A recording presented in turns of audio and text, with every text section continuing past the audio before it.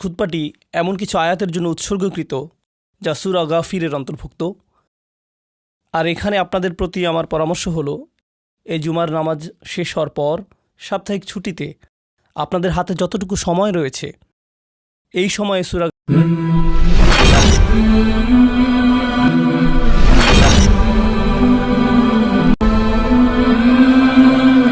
গাফির পাঠ করুন এবং আল্লাহর এই বাণী নিয়ে গভীর চিন্তা করুন। যেমনটি আপনাদের অনেকেই এই সময়টিতে অনুভব করছেন, তেমনি আমিও অনুভব করছি। এটা কোরআনের এমন একটা স্থান যা বর্তমান পরিস্থিতিতে আমাদেরকে কিছুটা উপশম প্রদান করতে পারে এবং চিন্তা করার জন্য কিছু উপকরণের যোগান দিতে পারে এবং হয়তো চারপাশের পৃথিবী সম্পর্কে কিছু পথ নির্দেশও প্রদান করতে পারে। যে আয়াতগুলো আপনাদের সামনে আলোচনার জন্য আমি বাছাই করেছি তা হলো মূসা আলাইহিস সালামের ঘটনা সম্পর্কিত একটা অনুচ্ছেদ, যে ঘটনা কোরআনের অনেক অনেক স্থানে বর্ণিত হয়েছে, কিন্তু এখানে সূরা গাফিরের ঘটনাটি অন্য স্থানগুলোর চেয়ে আলাদা ভঙ্গিতে বর্ণিত হয়েছে। এর অবস্থান অনন্য। প্রথম যে আয়াতটি আমি আপনাদের সামনে পাঠ করছি তা হলো, আল্লাহ আজ্জা ওয়া জাল্লা মূসা আলাইহিস সালামকে ফিরআউনের কাছে প্রেরণ করেছিলেন, আর তিনি এই সম্পর্কে বলছেন বি আয়াতিনা ওয়া সুলতানিম মুবিন, অর্থাৎ আমাদের আয়াত এবং সুস্পষ্ট কর্তৃত্ব সহকারে। দৃশ্যপটটি বোঝানোর জন্য বলছি, ফিরআউনকে তখন সুপার পাওয়ার হিসেবে বিবেচনা করা হতো, আর তার রাজত্বকে বিবেচনা করা হতো সেই সময়কার সবচেয়ে শক্তিশালী রাজত্ব হিসেবে। পৃথিবীর কোনো সেনাবাহিনী ফিরআউনকে মোকাবেলা করার স্পর্ধা দেখাতো না, আর পৃথিবীর অন্য ক্ষমতাধর সভ্যতাগুলোর সাথেও তাদের রাজনৈতিক মৈত্রীবন্ধন ছিল। অন্য জাতিগুলোর রাজপরিবারের সদস্য এবং রাজপুত্রগণ ফিরআউনের সাম্রাজ্যে এসে প্রশিক্ষণ গ্রহণ করত। তো ফিরআউন রাজবংশ ছিল সেই সময়ের সুপার পাওয়ার, অর্থনৈতিকভাবে, সামাজিকভাবে, রাজনৈতিকভাবে। আর তাদের বিশাল স্থাপনাগুলো, যেগুলোর কিছু কিছু এখনও দাঁড়িয়ে আছে, সেগুলো নির্মাণের একটি কারণ এটাও যে যখন কেউ সেগুলোর পাশ দিয়ে হেঁটে যেত অথবা তাদের জাহাজগুলো এর পাশ দিয়ে অতিক্রম করত কিংবা ভ্রমণকারীরা যাতায়াত করত, তারা এই স্থাপনাগুলোর দিকে দৃষ্টিপাত করত আর ভাবত যে আমরা এই লোকদের সাথে ঝামেলায় জড়াতে চাই না, এই লোকেরা অনেক বেশি অগ্রসর, তাই তাদের সাথে বিবাদে না যাওয়াই উত্তম। কোরআনের অন্যত্র ফিরআউনের গোটা সভ্যতাটিকে বর্ণনা করা হয়েছে দিল আওতাদ হিসেবে, অর্থাৎ কিলোকের অধিকারী জনগোষ্ঠী, ফিরআউন দিল আওতাদ। এই বিষয়ে তাফসীরকারগণ অনেক মন্তব্য করেছেন, তবে এর মধ্যে কয়েকটা বিষয় আমি আপনাদের সামনে উল্লেখ করব। যখন আপনার সেনাবাহিনী বড় হয় অথবা আপনার রাষ্ট্রটি সেনা নির্ভর হয়, তখন আপনাকে বিভিন্ন অঞ্চল জুড়ে সেনাবাহিনীকে সঞ্চালিত করা অব্যাহত রাখতে হয়। এজন্য সেনাবাহিনী যেখানেই যায় তারা শিবির স্থাপন করে, আর এই শিবিরগুলো হয় সহজে বহনযোগ্য। আর সেনা শিবিরকে বহনযোগ্য হতে হলে যেখানেই যান আপনাকে তাঁবুগুলোকে কিলোক দিয়ে মাটির সাথে আটকাতে হবে। আর আরবিতে অতীত অর্থ হলো তাঁবু, তাঁবু আটকানোর কিলোক। এর অনেকগুলো অর্থ রয়েছে, কিন্তু একটি অর্থ অনুযায়ী এখানে শব্দটি ইঙ্গিতপূর্ণ। এখানে রূপক অর্থে ফিরআউনের ব্যাপারে বলা হচ্ছে।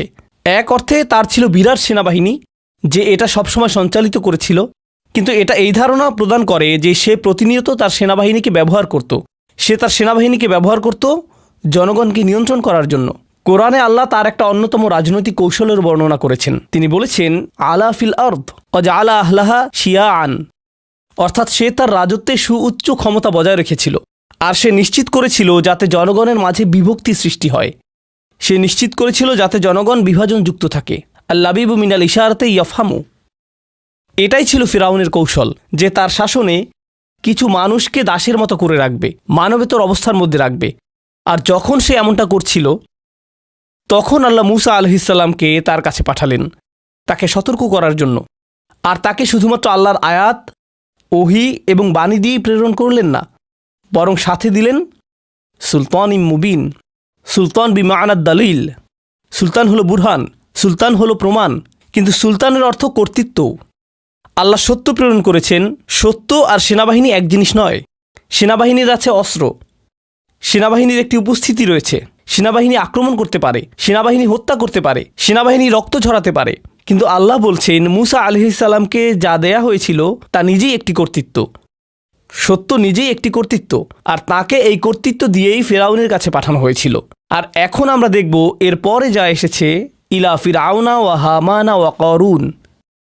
আল্লাহ শুধু ফিরআউনের কথা বলেননি, তিনি বলছেন যে তিনি এই কর্তৃত্ব প্রেরণ করেছেন ফিরআউনের কাছে, সম্রাটের কাছে, সরকারের কাছে। ফিরআউন সরকারের প্রতিনিধিত্ব করে, হামান তার সামরিক উপদেষ্টার প্রতিনিধিত্ব করে। তো হামানের কথাও এসেছে। আর তারপর কারুন, সে এমন একটি শ্রেণীর প্রতিনিধিত্ব করে ফিরআউন যাদেরকে দাস বানিয়ে রেখেছিল, তাদের ভেতরে থেকে সে ফিরআউনের পক্ষে কাজ করত। সে বনী ইসরাইলকে দাস বানিয়ে রেখেছিল বনী ইসরায়েল ছিল ফেরাউনের দাস, কিন্তু বনী ইসরায়েলের মধ্য থেকে কিছু মানুষকে প্রচুর অর্থ প্রদান করা হতো তাদের নিজের লোকদের উপর নজরদারি করার জন্য। আর ফেরাউন তাদেরকে ধনী হওয়ার সুযোগ দিয়েছিল। বনী ইসরায়েলের অন্য সকল মানুষ ছিল দরিদ্র, কিন্তু কারণ ছিল একজন মিলিয়নিয়ার। সে কিভাবে মিলিয়নিয়ার হয়েছিল? যখন তার নিজের লোকরা সবাই ছিল দাস, বাগা আলাইহিম, সে ছিল একজন গোয়েন্দা, আর সে তার নিজের লোকদের উপর গোয়েন্দাগিরি করত, আর সে তার নিজের লোকদের সাথে বিশ্বাসঘাতকতা করেছিল। এভাবেই সে ধনী হয়েছিল। তো এখন মুসা আলাইহিসসালামের এই বার্তা যাচ্ছে এমন কর্তৃত্বের কাছে যে জাতিকে দাসে পরিণত করেছিল। তার সামরিক শাখাগুলোর প্রতিও বার্তাটি দেয়া হয়েছিল, আর ইমানদারদের মধ্যে অবস্থিত মুনাফিক এবং গোয়েন্দাদের প্রতিও বার্তাটি প্রদান করা হয়েছিল। 3টি শ্রেণীর প্রতি, এদের সবার প্রতি একযোগে, ইলা ফিরাউনা ওয়া হামানা ওয়া করুন। আর তারা সকলে একই যোগে জবাবের কৌশল নিয়ে আসলো। আবারও আপনাদেরকে স্মরণ করিয়ে দিচ্ছি, সেই সময় এটা ছিল সবচেয়ে শক্তিধর সাম্রাজ্য। কেউ তাদের বিষয়ে প্রশ্ন তুলত না। তাদের সেই স্বাধীনতা ছিল, তারা যা খুশি তাই করতে পারত। তো তারা যদি চাইতো বনী ইসরায়েলকে হত্যা করতে পারত, তাদেরকে শেষ করে দিতে পারত, কিন্তু তারা আসলে বনী ইসরায়েলের এই ভোগান্তিকে ব্যবহার করতে চেয়েছিল। তাদের কাছ থেকে অন্য আরও রাজনৈতিক সুবিধা হাসিল করছিল। তো তাদেরকে তারা জীবিত রেখেছিল। এটা অসুবিধাজনক, কিন্তু তাদেরকে জীবিত রাখতে হবে, কারণ তারা তাদেরকে দাস হিসেবেও ব্যবহার করত, আর তাদের নিজেদের পক্ষে নির্দিষ্ট কিছু কৌশলী কাহিনী তৈরি করেছিল।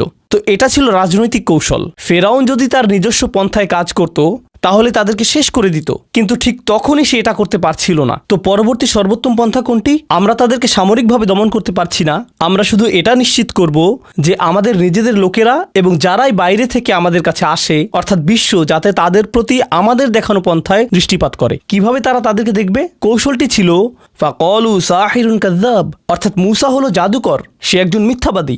এই মানুষগুলো মিথ্যাবাদী, তাদেরকে বিশ্বাস করা যায় না। সে যেই মানুষদের প্রতিনিধিত্ব করছে তারা মিথ্যাবাদী।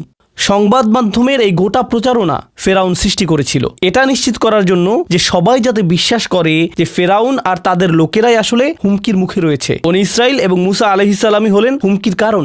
ওয়ায়াযহাবা বিতরিকাতিকুমুল মুসলা, অর্থাৎ না না না, এই লোকেরা তোমাদের জমি দখল করে নিতে চায়। ইউরিদু আন ইউখরিজাকুম মিন আরদিকুম বিসিহরিহি, অর্থাৎ সে তার নিজের লোকদের, তার সরকারের লোকদের বলতো যে এই লোকগুলো ভয়ঙ্কর, তারা তোমাদের জমি থেকে তোমাদেরকে উচ্ছেদ করতে চায়, তাদেরকে নজরদারিতে রাখো, তোমরা বলো যে কিভাবে এদেরকে শায়েস্তা করব।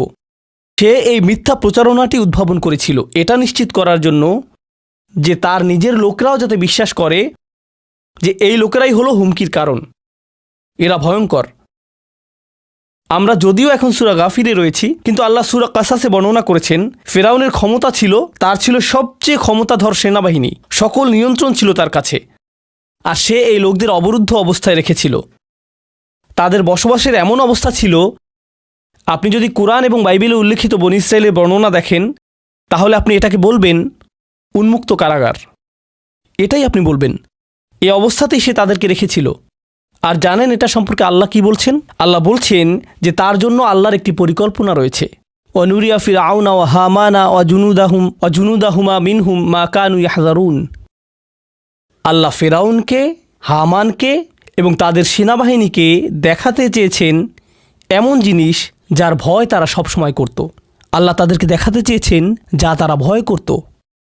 এই আয়াতটি চমৎকার, কারণ এখন আল্লাহ আমাদেরকে বলছেন যে ফেরাউন আতঙ্কিত, তোমার কাছে সেনাবাহিনী রয়েছে, তারা হলো দাস, তোমার কাছে সকল অস্ত্রশস্ত্র রয়েছে, তারাই হত্যার শিকার হচ্ছে, তারাই ক্যাম্পে রয়েছে, আর তুমি পৃথিবীর সর্ববৃহৎ প্রাসাদে রয়েছ, তোমার কাছে সকল নিরাপত্তারক্ষী রয়েছে, সকল সংবাদ মাধ্যমের মালিকানা তোমার, আর তুমি এখন ভীত, তুমি রাতে ঘুমাতে পারো না, তুমি দুঃস্বপ্ন দেখছ। ভেতরের এই খবর একমাত্র আল্লাহই দিতে পারেন।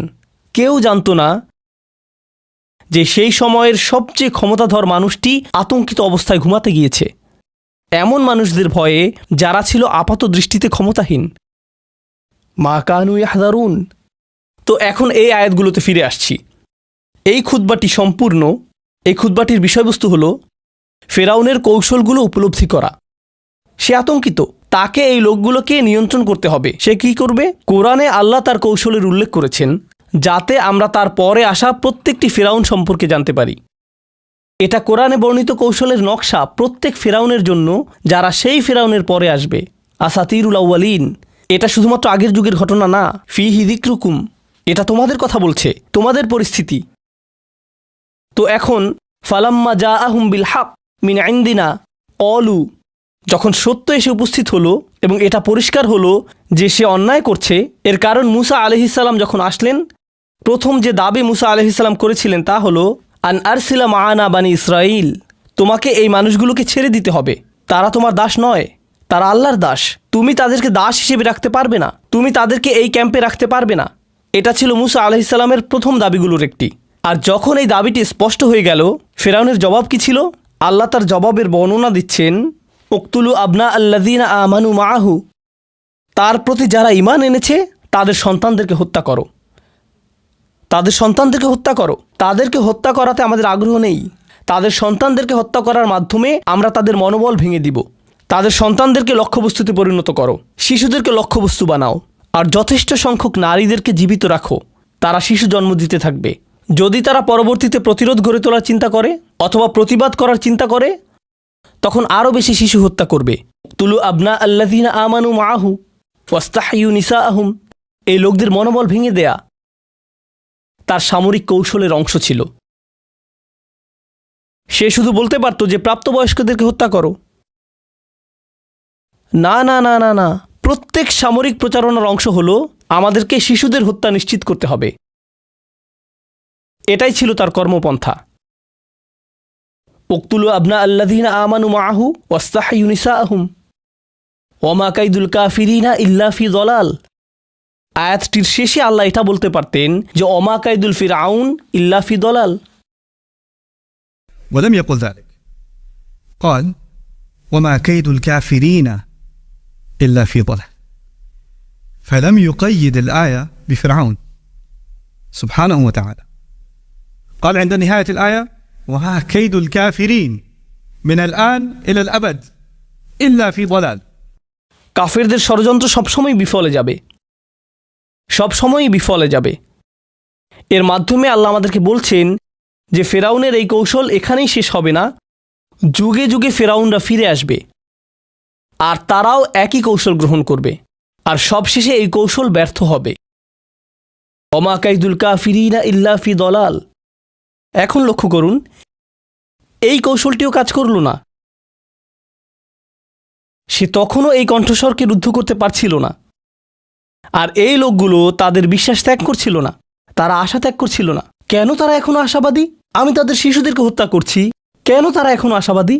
কেন তারা এখনো মুসা আলাইহিস সালামের অনুসরণ করছে? কেন তারা এখনো তাদের নবীকে অনুসরণ করছে? আমরা এটা বুঝতে পারছি না। তো সে বলল, আমাদেরকে চূড়ান্ত সমাধানে আসতে হবে। যারনি ইয়ক্তুল মুসা, আমি তাদের নেতাকে হত্যা করব, তাদের ইমামকে হত্যা করব, তাদের চিন্তা নায়ককে হত্যা করব। এখন তারা মুসাকে অনুসরণ করছে, তো মুসাকে হত্যার মাধ্যমে শুরু করব।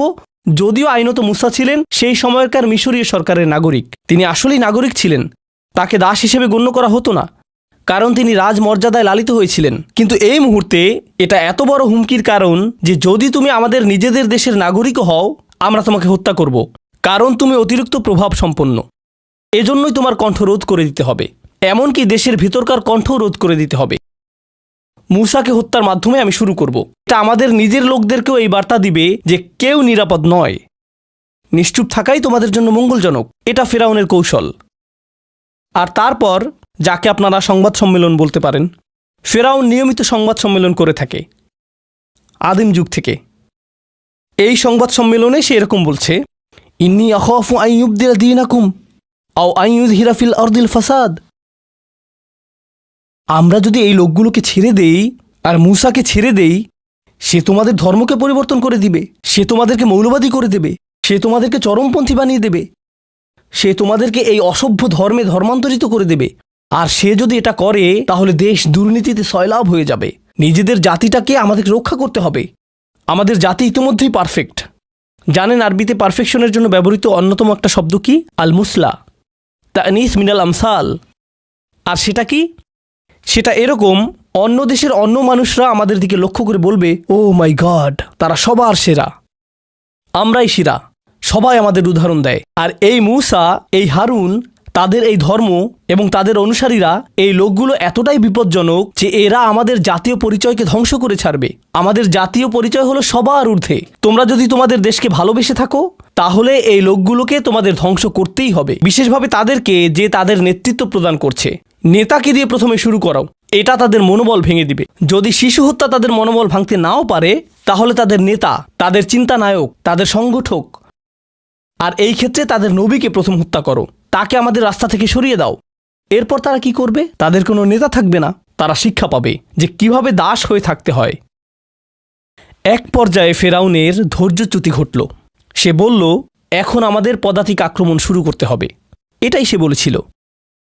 আর সূরা শুআরাতে যখন সে এটা বলছিল, সে আসলে তার সেনাবাহিনীতে একটা ঘোষণা করেছিল। সে তার সেনাবাহিনীকে জড়ো করল আর তাদেরকে একটা উদ্দীপনামূলক বক্তব্য দেওয়ার মনস্থ করল। উদ্দীপনামূলক বক্তব্য, কারণ তারা একটি শত্রুর মুখোমুখি হতে যাচ্ছে।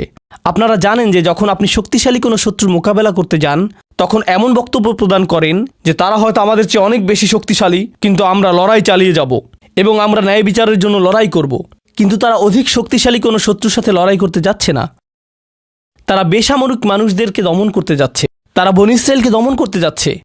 আর তাদের যুক্তি হলো, যদিও তাদের সবাই বিশ্বাস করে না, কিছু সংখ্যক বিশ্বাস করে, তাদের সকলকে হত্যা করার বৈধতা হিসাবে এটুকুই আমাদের জন্য যথেষ্ট। বনী ইসরাইলের বাকি এই সদস্যরা হলো শুধুমাত্র মানব বর্ম, এদের সবাইকে শেষ করে দাও। তার সেই বক্তব্যটি কি ছিল? সূরা শুআরা, ইন্নাহা উলা ইলা শিরযিমাতুন কলিলুন, অর্থাৎ এরা হলো নগণ্য, ক্ষমতাহীন, অকর্মণ্য একটা সম্প্রদায়। ওয়া ইন্নাহুম লানা লাগাইযুন, অর্থাৎ তারা আমাদেরকে রাগান্বিত করেছে। তোমরা কি রাগান্বিত নও? সে তার সেনাবাহিনীকে ক্ষুব্ধ করে তুলছে। এই পোকামাকড়গুলোকে আমরা শেষ করে দিব, এই জানোয়ারগুলো থেকে আমাদের দেশকে পরিচ্ছন্ন করব। ওয়া ইন্না লা জামিউন হাযিরুন, অর্থাৎ এবার আমরা আমাদের সকল সতর্কতা অবলম্বন করব। আমরা নিশ্চিত করব যাতে এই পরিকল্পনা পুরোপুরি বাস্তবায়িত হয়। এই বক্তব্যটি সে তার সেনাবাহিনীকে দিচ্ছে। এটা ছোট সমস্যা, এটা নগণ্য সম্প্রদায়, আমরা এই সমস্যাটাকে শেষ করে দিব একেবারে এবং চিরতরে। আসো তাদেরকে শেষ করে দেই। তো এটাই সূরা শুআরাতে তার বক্তব্য। সে তার লোকদেরকে বলছে যে যদি এই লোকদেরকে ছেড়ে দেয়া হয়, তাহলে তাদের জাতীয় নিরাপত্তা হুমকির মধ্যে পড়বে। সে তার লোকদেরকে জানাচ্ছে যে এই মানুষগুলো হুমকির কারণ। তাদের দেশে দুর্নীতি, সহিংসতা সৃষ্টি হচ্ছে।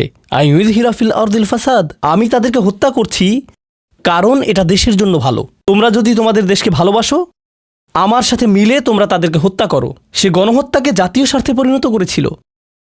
জাতীয় স্বার্থে আল্লাহ কোরআনে বর্ণনা করছেন, যায়্যানা লাহুমুশ শাইতানু আমালাহুম, শয়তান সবচেয়ে জঘন্য জিনিসকে সৌন্দর্যমণ্ডিত করে উপস্থাপন করে। আমার ধারণা ফেরাউন হয়তো এমন বক্তব্য দিয়েছে যে মিশরের নিজেকে প্রতিরক্ষা করার অধিকার রয়েছে, আর মূসা এবং তার অনুসারীদের এই ইসলামিক হুমকির বিরুদ্ধে আমরা নিজেদেরকে রক্ষা করব। আমরা সেখানে যাব আর এই হুমকিকে নিশ্চিহ্ন করে দেব। এটা সীমা ছাড়িয়ে গেছে, এটা দীর্ঘ সময় ধরে চলছে, আমরা দীর্ঘ সময় ধরে এটা সহ্য করছি, যথেষ্ট হয়েছে। আমরা যত সম্ভব সতর্কতামূলক ব্যবস্থা গ্রহণ করব।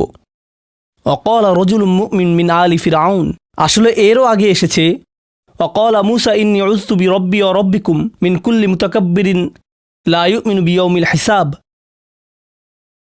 গণহত্যার এই প্রকাশ্য ঘোষণার জবাবে মূসা আলাইহিস সালাম বললেন, আমি আশ্রয় চাই আমার প্রভু এবং তোমাদের প্রভুর কাছে, প্রত্যেক অহংকারী স্বৈরাচারীর কাছ থেকে, যে সেই দিবসে বিশ্বাস করে না যখন তাকে বিচারের সম্মুখীন করা হবে।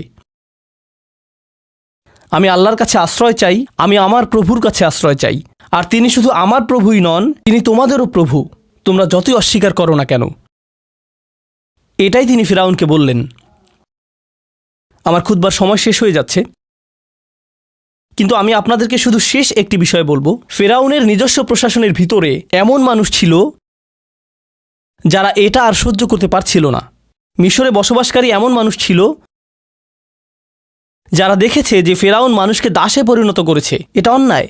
আর আমি জানি যে যদি আমি আওয়াজ তুলি, আমিও গ্রেফতার হতে পারি, আমরা হয়তো খুনের শিকার হতে পারি, কেউ জানবেও না কিভাবে এটা হলো। কিন্তু তাদের একজন, যিনি তার ঈমান গোপন করে রেখেছিলেন আর তিনি তার চেতনাকে এতদিন লুকিয়ে রেখেছিলেন, একটা সময় যখন আসলো যখন এমনকি তিনিও আওয়াজ তুললেন তিনি মুমিন আলি ফিরআউন হিসেবে সুপরিচিত। তার বক্তব্যটি আসলেই খুব শক্তিশালী। যেহেতু এই খুতবার সময় শেষের দিকে, আমি আপনাদেরকে অনুপ্রাণিত করছি যে সূরা গাফিরে বর্ণিত এই বক্তব্য সম্পূর্ণটি মনোযোগ দিয়ে পাঠ করুন। তিনি কি বলেছেন, তার বক্তব্য কেন এত গুরুত্বপূর্ণ যে আল্লাহ মানবজাতির কাছে প্রেরিত তার সর্বশেষ বাণীতে তা অন্তর্ভুক্ত করলেন। তার বক্তব্য থেকে আমি শুধু আপনাদের একটি বিষয় বলবো, আতাকতুলুনা রাজুলান আইয়াকুলা রব্বি আল্লাহ, তোমরা কি এই ব্যক্তিকে এজন্য হত্যা করবে সে বলে যে আমার প্রভু হলেন আল্লাহ। অকদ জাআকুম বিল বাইয়িনাতি মির রব্বিকুম, আর তোমাদের প্রভুর কাছ থেকে সকল প্রমাণ এসে পড়েছে। ওয়া ইন ইয়াকু কাযিবান ফাআলাইহি কাযিবুহু ওয়া ইন ইয়াকু সাদিকান ইউসিবকুম বা'দুল্লাযী ইয়াইদুকুম। এই সমাপনী অংশটুকু নিয়ে আমি আপনাদের সামনে এটুকু বলতে চাই, ইন্নাল্লাহা লা ইয়াহদি মান হুয়া মুসরিফুন কাযযাব, অর্থাৎ আল্লাহ কখনোই হিদায়াত দিবেন না। আর হিদায়াতের অনেকগুলো অর্থ রয়েছে। একটি অর্থ হলো শুধু আধ্যাত্মিক পথ নির্দেশনা, আরেকটি অর্থ হলো আল্লাহ কখনো এই পরিকল্পনাকে সফলতা দান করবেন না। কার পরিকল্পনা কখনোই সফলতার মুখ দেখবে না? এমন কেউ যে অতিরিক্ত করে, যে কোনো কিছুর জবাবে অতিরিক্ততা দেখায়। ফেরাউন যখন বলে যে তারা যদি আমাদের একজনকে হত্যা করে, আমরা তাদের 1000 হত্যা করব, আর এতেই আমাদের মুখে হাসি ফুটে উঠবে, একেই বলা হয় মুসরিফ। আর তারপর যখন আমরা হত্যাকাণ্ড চালাবো, আমরা যে অতিরিক্ত করছি তা বলার পরিবর্তে পৃথিবীকে আমরা বলবো যে আমরা শুধুমাত্র আত্মরক্ষা করছি, আর এটাই ন্যূনতম। বিষয়টা খুবই দুর্ভাগ্যজনক, কিন্তু এটা করা ছাড়া উপায় নেই। কাযযাব। আল্লাহ বলছেন যে তিনি কখনোই এমন কারো ষড়যন্ত্রকে সফল হতে দিবেন না যে হলো মুসরিফ এবং কাযযাব। আর এভাবেই আল্লাহ বনী ইসরাইলকে, মূসা আলাইহিস সালামের অনুসারীদেরকে রক্ষা করেছিলেন। এটি আজকের যুগের মুসলিমদের ঘটনা না, এটা মুহাম্মদ রাসূলুল্লাহ সাল্লাল্লাহু আলাইহি সাল্লামের অনুসারীদের ঘটনা না, এটা বনী ইসরাইলের ঘটনা, যারা এক জঘন্য স্বৈরাচারের দাসত্বের বন্ধনে আবদ্ধ ছিল, যারা সেই বন্দিদশায় অবরুদ্ধ ছিল। আর আল্লাহ এখানে আমাদেরকে এই পথ নির্দেশনা দিয়েছেন যে স্বৈরাচারদের আচরণ চিরকাল এমনটাই হবে, যাতে তারা, আমরা এবং অন্য সকলে স্বৈরাচারীদের চরিত্র সম্পর্কে জানতে পারি। বারাকাল্লাহু লি ওয়া লাকুম ফিল কুরআনিল হাকিম ওয়া নাফা'নি ওয়া ইয়্যাকুম বিল আয়াতি ওয়া যিকরিল হাকিম।